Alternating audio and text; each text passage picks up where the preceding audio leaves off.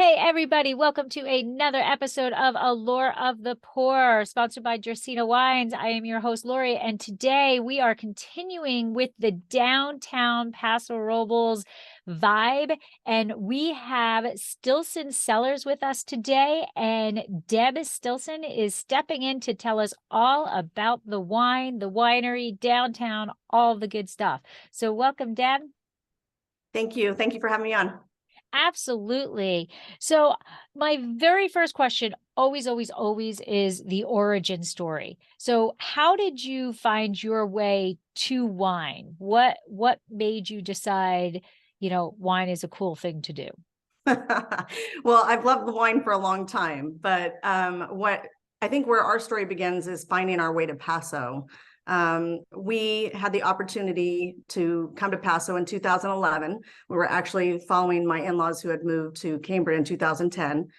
And we followed them up here, and we were able to stay for a couple of years, and it just wasn't enough. And we had to move back down to LA County in 2013. We always said we were going to return here and wanted to retire here someday. And then in 2019, we bought a small vineyard and we were able to return. Well, that is wonderful. I love when I hear like a dream come true. Like, you didn't give up on it because you had to go back down south. Yes. So what is the first wine that you drank that you remember? Like as wow, this is pretty good wine, not like we were drinking, like just drinking. Like, what is the first one you remember as wow? Oh my goodness, that's a difficult question. Is it? Because it's goodness, probably Opalo Mountains Inn, to be honest. Okay.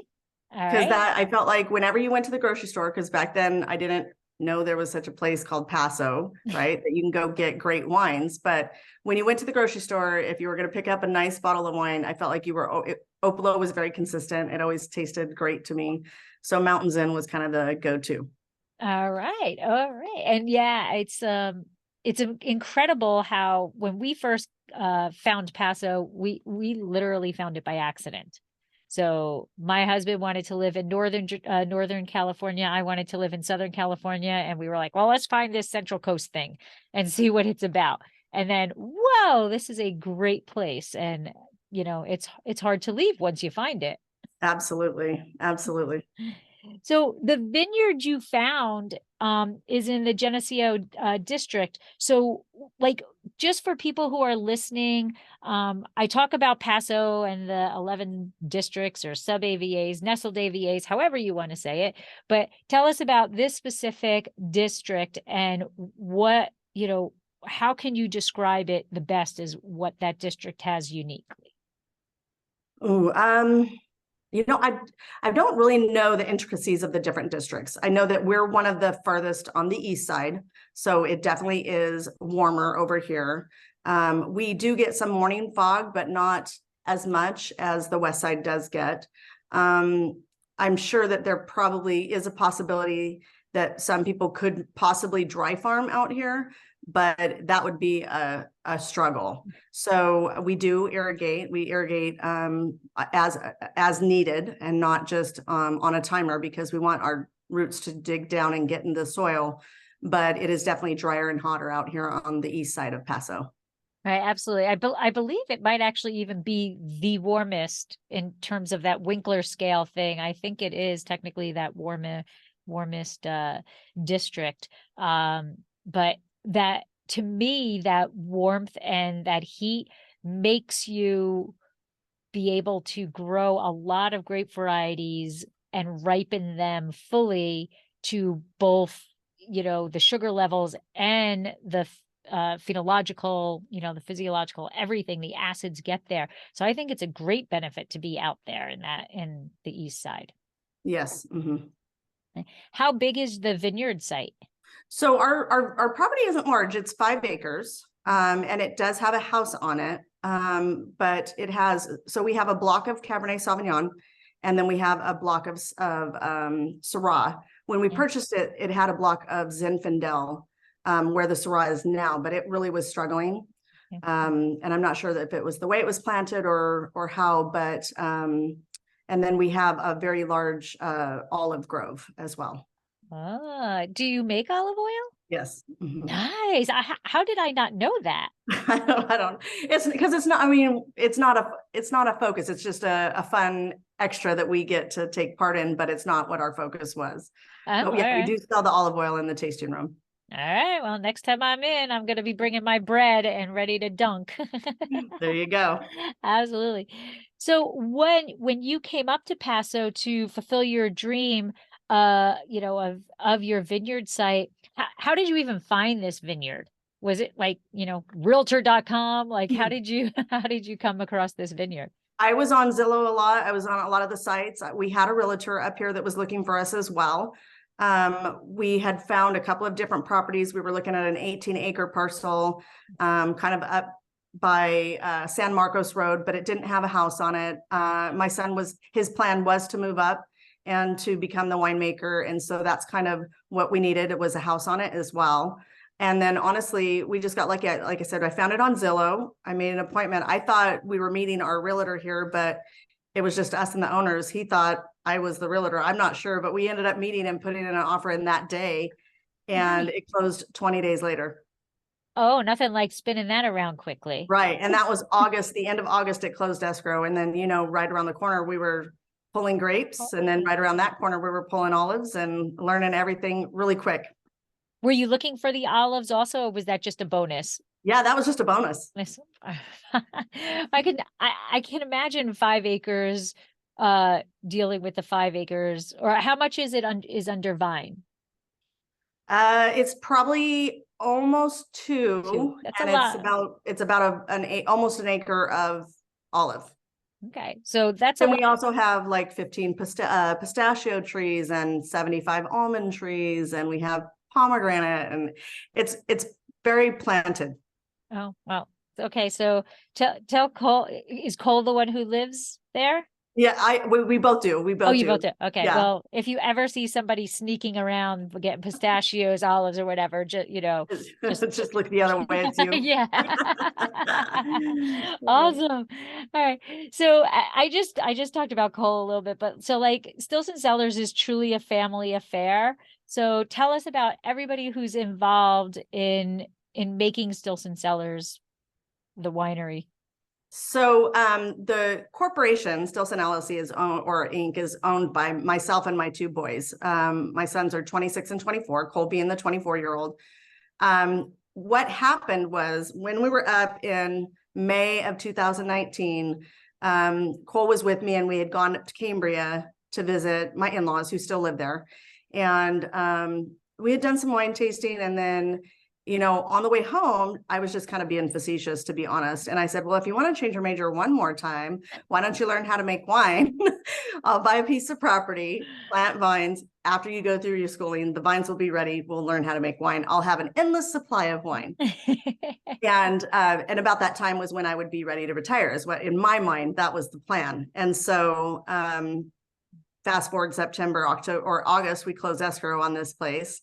There was nobody living here at the time. Tyler, my older son, was coming up during that first harvest. And we found amazing families at Bella Luna who kind of took us under their wing. And that's where we do our processing. And we hired Jimmy Zanoli to be our consultant winemaker. Oh, okay. And so that's kind of where it all started. Then in January of 2020, Cole moved up here. He finished his semesters down there and work, and came up here in 2020. And then I followed. I didn't stay to retire. I followed in June of 2020. I couldn't stay away. I was like, nope, I'm done. So right, you don't want to be down there when all this great stuff is going on. No. So Tyler is still down south. He lives in Santa Clarita, and he's an LA City firefighter. So he comes up for the major things that we've got, like when we have a pickup party or all that. So he's still a big part of it, but he can't live here.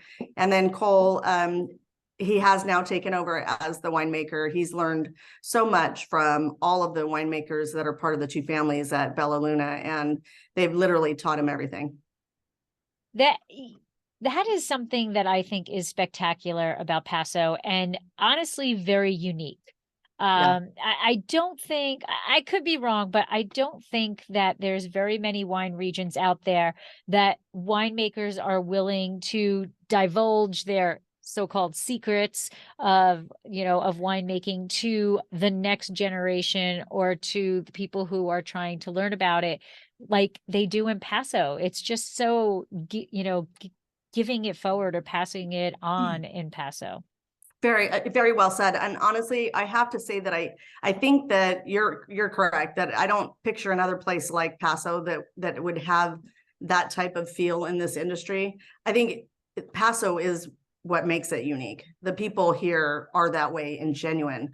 And then when you add the type of industry that it is, it's a very giving, and like you said, you can ask any other winery a question or ask for advice or help or contact, and you get it right away. And I don't see that happening in a lot of places, but then I don't see a lot of places like Paso. That is true. That is true. Very, very special. So with that, that's kind of like a perfect lead in is why Paso for you? We just fell in love with it when we moved here. Yeah, I can't put it in words. I grew up in a small town, and it kind of reminds me a lot of the way I grew up. And it's just so amazing here. Yeah.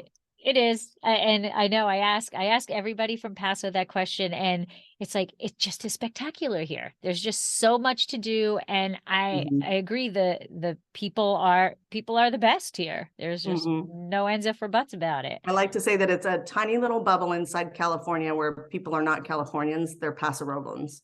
And they have that just sweetness about it. Absolutely. I agree 100%. So what is your wine portfolio? Okay, so we have, like I said, we have the Cab Sauv on our property. The Syrah that we planted is not ready to be harvested yet. We're going to probably drop the fruit again this year, being the 4th year, and then we'll pull next year. We had Zen the first year, so we did make a Zen and an estate cab. We still have, but outside of what we have on the property, Cole goes out to different wineries or vineyards that he likes and he has contracts with. So we have a Viognier on the list that was made from Templeton, and we're basically all over the AVAs. So our Rosé Ray is our rosé. It's made of Syrah and Grenache, and those are both from the Adelaida AVA. We have 100% Syrah, 100% Zen, and 100% Cab, all from the Templeton Gap area. And then we have a Cabernet Merlot, all from West, and Syrah up at the West Side Vineyards up in Adelaida as well.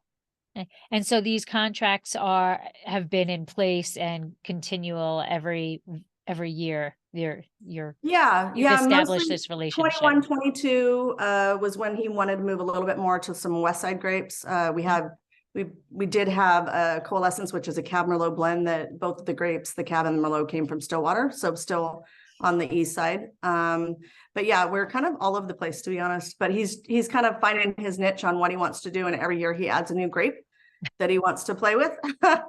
So I think last year we bought some Tempranillo so that he could dabble in Tempranillo, and I think this year he's talking about wanting a contract of Petite Syrah. Oh, okay. Petite Syrah. Nice. If he ever finds any Petite Verdot, please let me know, because I'm on a mission for that. I am on a mission for Petite Verdot. So you're tasting, well, actually, before we get into the tasting room, let's talk about a very special wine. So you were generous enough to provide me with a sample of Aware, which is Zinfandel, which this is this label is absolutely magnificent. So, and it's not doing justice. Yeah, it's not doing justice. Gotta go right in front of me, I think, is probably a best way to do it. Yeah, you can see it a little bit there. Right. And so now this is Aware, and it is a Zinfandel from El Palmar district. So first tell us about the wine itself, like the Zinfandel, and then tell us why this is such a special wine. And I'm going to finally get to drink it. Oh, there you go. I'll pour myself some as well. So this is 100% Zinfandel. And like you said, it's from El Palmar, Sarzati's vineyard to be specific. This is in reserve style. We left it in the barrel an extra year. So this 2019 was just bottled in July of last year. And it, to me, I feel like everybody's tastes change over time. And then you kind of go up and down about what you like and come back around in a full circle sometimes. And so there was many different times in my life where Zinfandel was my favorite. I went through the phase of wanting big, bold, jammy Zens that had no pepper finish. And then I switched and wanted to taste the pepper and not have so much jam. And I feel like this one is kind of right in the middle of that continuum. You do get a lot of the fruit flavors in the beginning with some preserved type taste.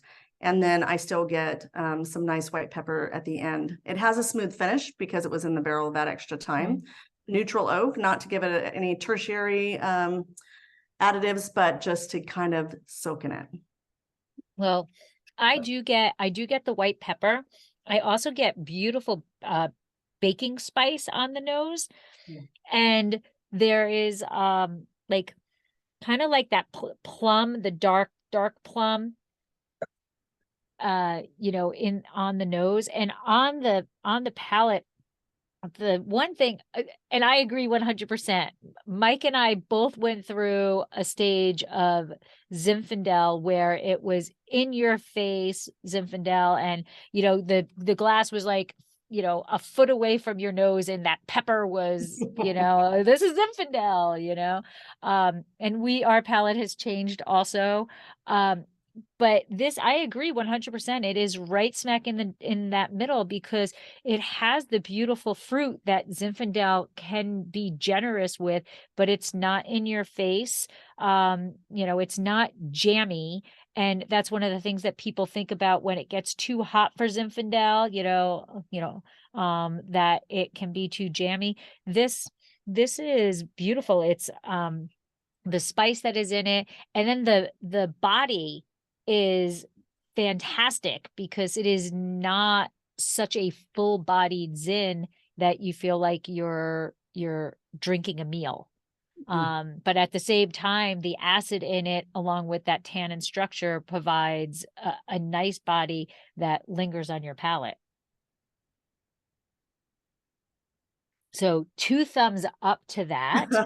Thank you. Very, very nice. So tell us what is special about the bottle though. So this bottle is very special to us. It's a tribute bottle that we wanted to put out in honor of my husband who died in 2016. AWARE stands for the suicide prevention and awareness of the signs of pending suicide. And so we wanted to do something special. Zen was his wine of choice. And so obviously we put him in a Zen bottle. The logo is a guardian angel with firefighter turnouts on, and that represents Sean being our guardian angel. He's with us all the time, and I feel like he's kind of pulling a lot of the strings that have happened for us, which is pretty neat to have him here. 50% of the profits of every bottle goes to different organizations who have the same goal in mind, which is to bring awareness to the prevention of suicide. And so we've had been fortunate to be able to donate some money to National Alliance on Mental Illness and SLOW. And then we also have donated to a firefighters group that fights against suicide called Next Rung. And so they've been a benefactor. And then most recently, we reached out and donated to the LA City Firefighters Widows and Orphans Fund, which they were a huge help to us when we needed it, when Sean died. So I'm just trying to figure out other organizations that can benefit and, find the next place to give some love and money to bring awareness to suicide. So are you each vintage donating those funds to a different charity, or are you adding these charities in and each vintage they're getting a bit of it? It's not super structured right now. We just are, when we're ready to, like, I see some, we're ready to cut a check, and then I find out more and more. I had heard about a first responders canine group down in SLO. So I've got that I'm going to look into next. I think they're going to be our next benefactor. And it's just trying to kind of spread the wealth. We've had so much love and outpour with this bottle that people buy it for the sheer fact that we are trying to do something good with the money. And so I want to make sure that we continue to do that. And you know, it's such a sad thing that there's so many people in our community that are troubled and have these issues. And, you know, that saying of, you know, you don't know what's going on in somebody's life. It really is so true. It's like, just, you know, when somebody does something that can annoy you or trigger you or do something, you can't, without getting so upset about it, you have to think maybe there's something that caused them to do that. And the awareness of not everybody has the ability to have a place to talk about it, to work it out, or get the help that they need is something that I wish our country did better, honestly. Yeah. And I think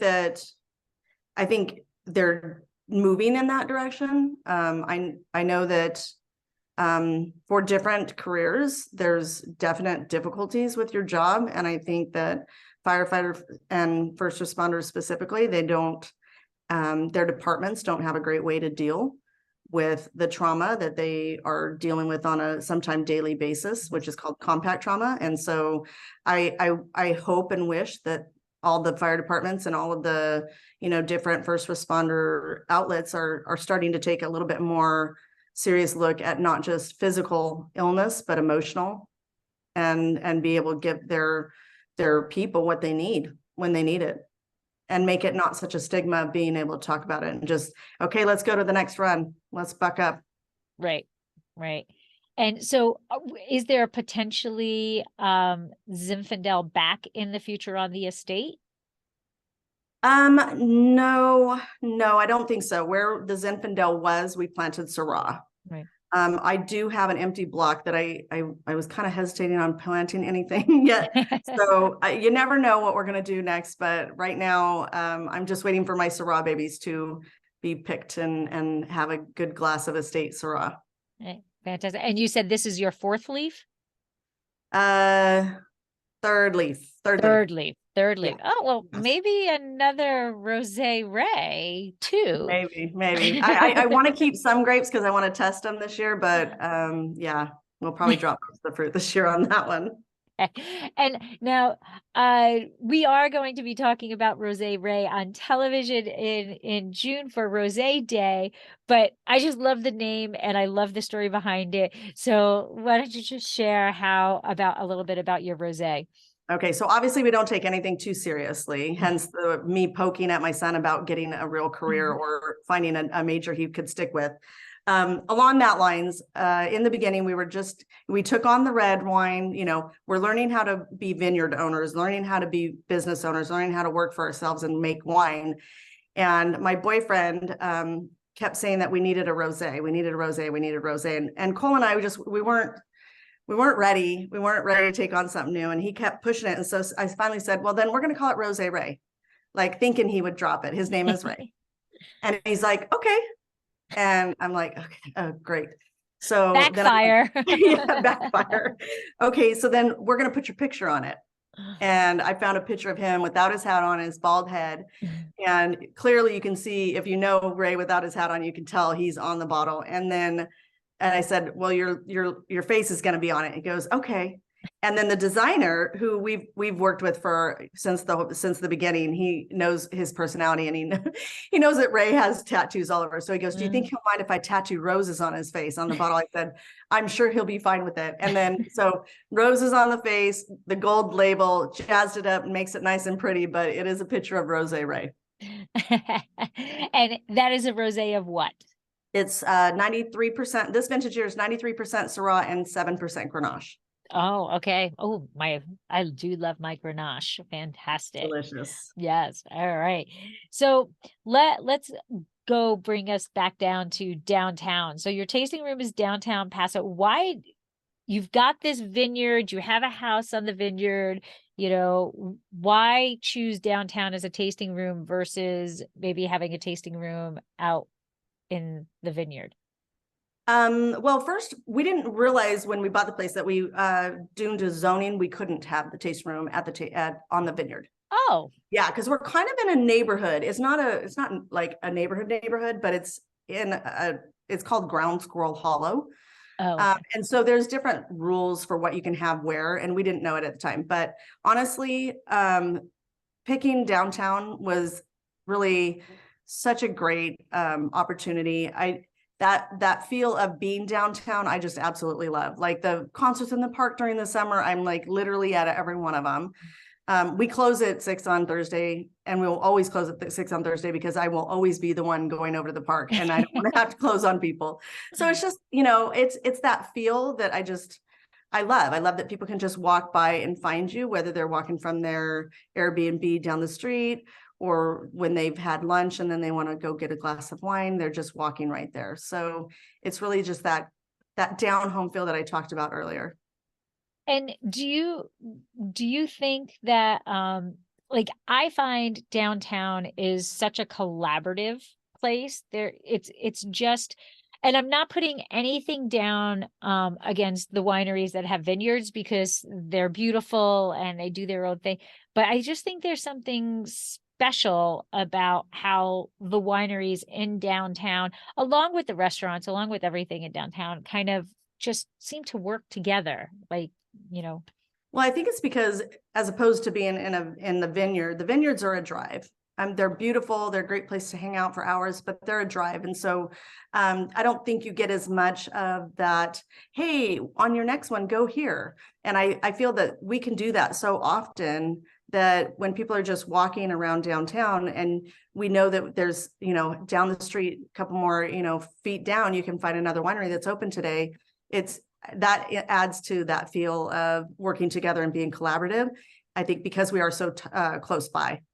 Right, absolutely. And I love the fact, first of all, I think it's a lot safer for the most part because some people they're thank goodness for Uber. We'll just say that. We'll just say Absolutely. that. Yeah.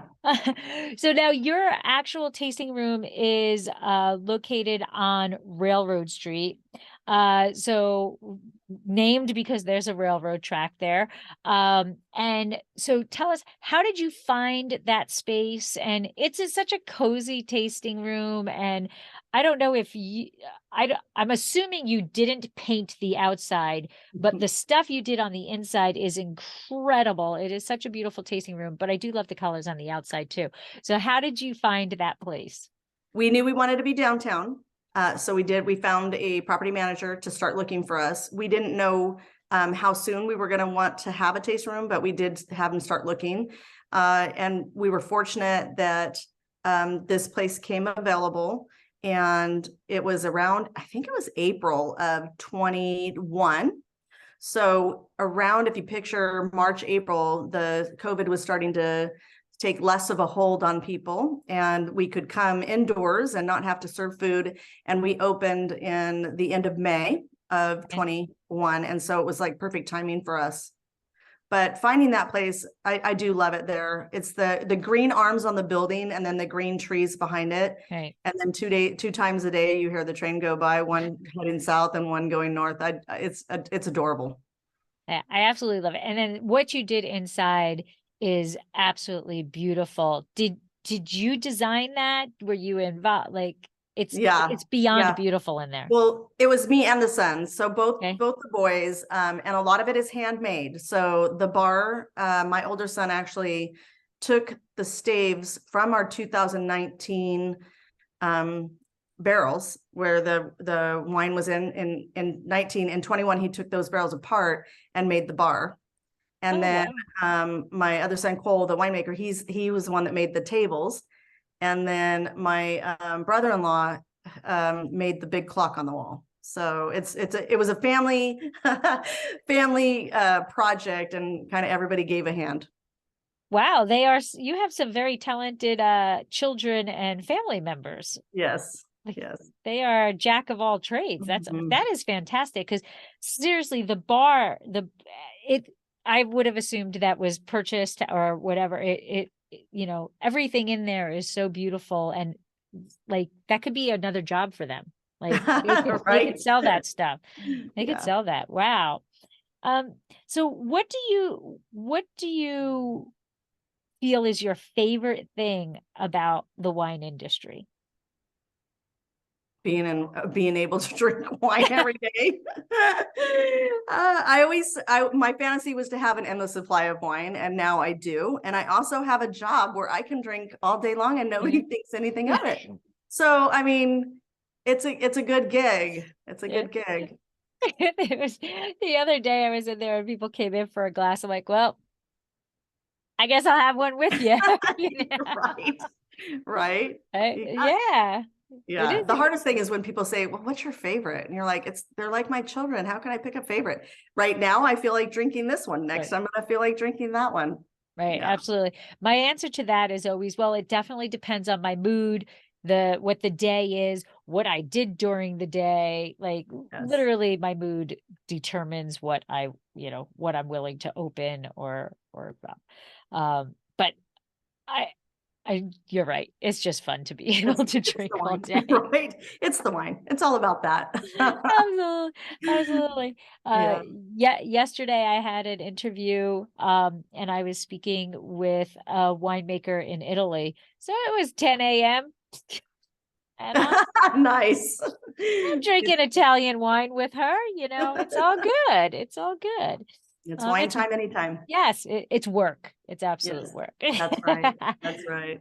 So whenever you get asked the favorite, the next question is, what is your least favorite aspect of the wine industry?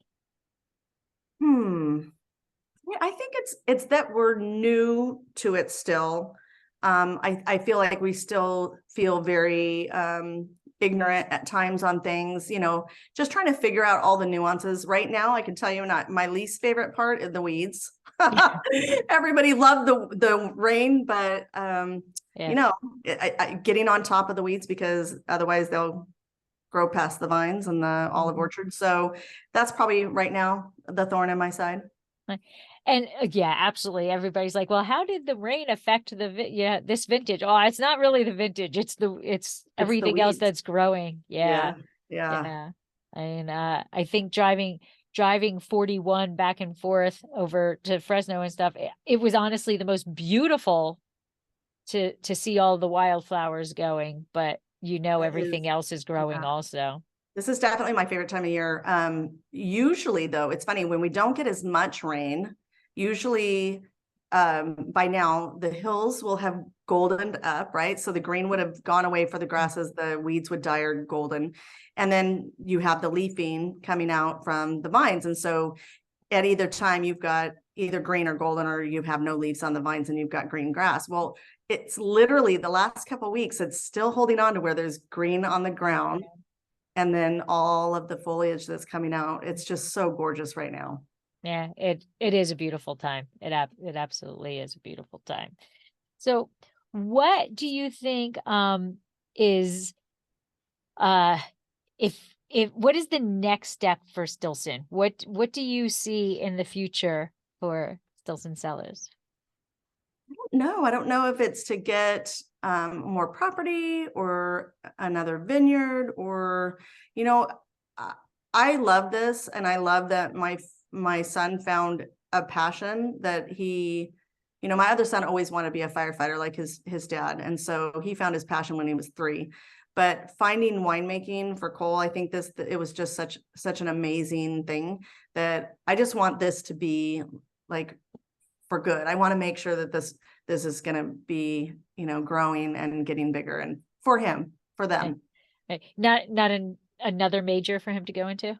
No, no, no.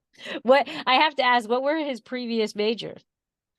Oh my gosh. I know one of them was business management. Okay. Before that, I honestly, I couldn't tell you. So this was like, he had already changed twice and he was like not loving the business management. And that was when I was like, well, if you want to find a third thing Uh, that was, but again, right. like facetiousness. So I mean, I'm not gonna like say I know Cole well, but every time I see him, he's always smiling and he's having a good time and he's just and it's horrible. I keep saying I know I'm old when I start calling these people kids. But you know, he's like he's such a good kid. He's funny. He's got so much personality. I don't see him being a business manager sitting like behind a desk and dealing No, with that type of thing. So no, no, no. He's definitely found what he needed to, which has been awesome to watch as a mom.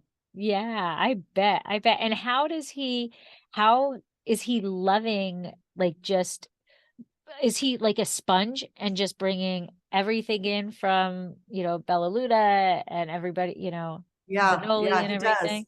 It's neat to see how he's developed. Bella Luna has quite a few family members between the two families that are winemakers, and so he will ask a question or want to seek an answer, and he'll ask all of them individually, and then he'll listen to them all, and then he forms his own opinion. So it's almost like he knows what he wants to do, but he wants to hear whose idea would be to go this way or that way, Right, and right. how he would tweak it, which it's been neat. You know, he's taken it on as his own and not relying on others, but it is still neat that he is open to listen to what they will, what they will give You him. do. So Well, you know, there is the saying that is if you ask 10 winemakers a winemaking question, you'll get 11 answers. So that's about right. And then they have their own, right? right, absolutely, absolutely. So, is there anything I missed about Stilson Cellars that you want people to, you know, that we should cover? Did I miss anything? I don't think you missed anything about Stilson Cellars, but I wanted to bring up that downtown Paso is going to be having a big event in October, Ah, the weekend of the 13th, 14th, and 15th. All of the downtown area, including not just the wineries, but a lot of the businesses and little boutiques are going to get together, and we're going to have a celebration of downtown. It's going to be called the Downtown Vibe. So I want everybody to kind of put that in the back of their minds, or put it on their calendar that they want to make it out to Paso that weekend, because we're going to have a lot going on. that is fantastic. Yes, and I got a phone call yesterday that gave a little bit more explanation. So I am in. Two thumbs up for I All right. we are in now to figure out exactly what we're going to be doing. But yes, we are in. So and I think that it's going to be fantastic and uh again, just the whole concept of how that is downtown, how the restaurants can collaborate with the wineries or even the shops that are there. There is always something for everybody or anyone in downtown that, you know, Absolutely. it's not just the wine or it's not, you know, we have wine, we have beer, we have clothing shops, we have, you know, I don't know what you call people who sell material Oh shops. yeah. We Fabric stores and fabric olive stores and oil, and olive oil, right, then right, the country store sells a little bit of everything. everything, Yeah, right, it's precious, and we want people to really feel downtown Paso when they come that weekend. right. All right. So that is perfect. So I am going to ask, when are we going to kind of get some sort of graphic so that we can start advertising that? Is that in the near future? I am working on that. We are working on that as we speak, Sweet. and you will be getting an email a little bit more in detail tomorrow. All right. Awesome. Awesome. So if we have three things that you want people to remember about either downtown or Stilson Cellars in particular, what three things, as my listeners come to the end of the podcast, do you want them to go away with? Paso Robles is precious, and it's not just for the wine. The people Okay. here are amazing. That's number one for me. Um, Wine is something that I fell in love with a long time ago, and I love being around people who love wine as well. So that would be number two. And three is just enjoying this venture with my boys, That is owning a fantastic. business with them. It is truly a family affair at your place. It is. Yep. Absolutely. And then how can people find you? Well, we have our website, which is Stilson Cellars. We are on Instagram and Facebook at Stilson Cellars, and trying to start loading some videos on YouTube. So look for Stilson Cellars in any of those avenues that you like to follow along on. And what about how do they come visit you? Reservations, walk-ins, combination thereof?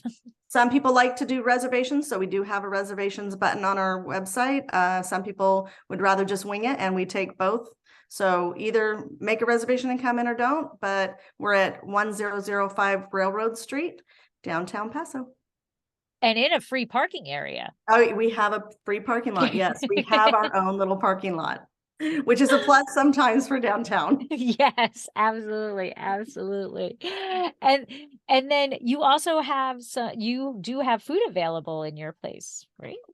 We have some snacks and meats. Yeah, crackers, meats and cheese. We don't serve anything. It's just more if anybody needs to have a bite while they're drinking, that's available. Perfect. And one last time, your hours. We are going to summer hours now, so we will have we'll be open a little bit later on Friday and Saturday now till 7. Okay. So we are Wednesday through Sunday, and we open every day at 1. All right, perfect. And 6 o'clock on the other days, but 7 o'clock on Friday and Saturday. Okay, perfect. So it is super easy to get to Stilson Cellars if you are in downtown. And again, that free parking is kind of a big deal in downtown. And you just look for the railroad and go on that road and go down and then look for that beautiful green lime green? Yeah, lime green pillars that come off the brown building. Absolutely. And I guarantee you are going to enjoy yourself because the wines are wonderful. And, honestly, you guys are I shouldn't say that, but you are one of my favorite peoples. And so head on over to Stilson and come on to downtown Paso and find out what that vibe is all about, because it is definitely a special place to be. Absolutely. Thank you so much for having us on here today. Absolutely. And I did save a little bit of aware. So I always like to end with a little slancha virtual clink. And thank you. Cheers. Have a great week, and I will see you later this week. Thank you. Bye.